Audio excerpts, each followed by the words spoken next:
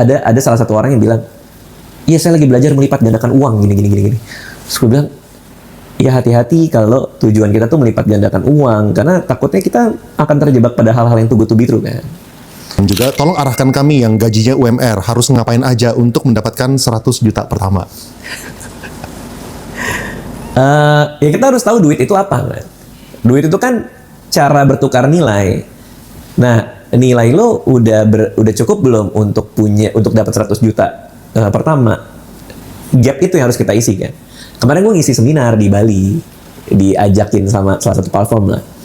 Terus gue bilang, terus ada salah satu orang yang bilang, iya saya lagi belajar melipat gandakan uang gini. Terus gue bilang, ya hati-hati kalau tujuan kita tuh melipat gandakan uang, karena takutnya kita akan terjebak pada hal-hal yang too good to be true kan. Terus gue bilang, kayaknya nggak ada cara lebih masuk akal untuk melipat gandakan uang selain untuk naikin nilai diri kita sehingga kita pantas dapetin uang itu.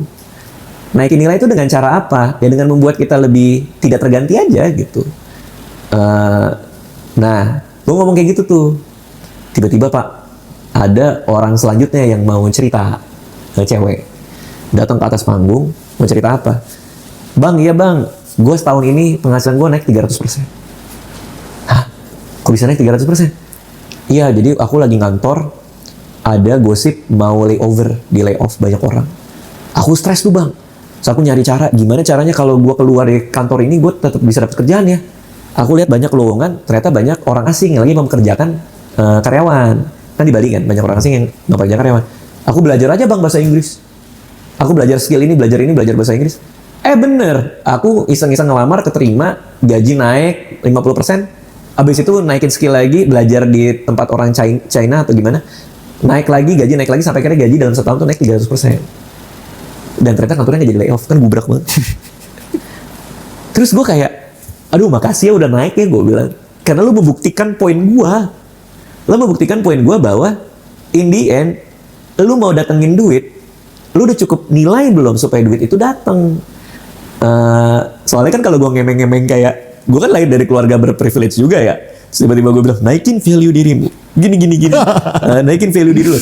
Terus, ya orang-orang yang mungkin di ruangan itu kan juga kayak, ya lu kan belum pernah dalam posisi gue, apa segala macam. Nah, karena si cewek itu datang, gue ngerasa bisa punya validasi. Terus gue bilang kayak, ya kan bro, gimana bro, bener kan? Pokoknya gimana caranya lu punya nilai, karena kalau lu punya nilai, uang itu datang untuk bertukar nilai. Ya tentu ada orang yang dapat nilai dengan lebih mudah ya, karena koneksi dan nasib baik dan lain-lain.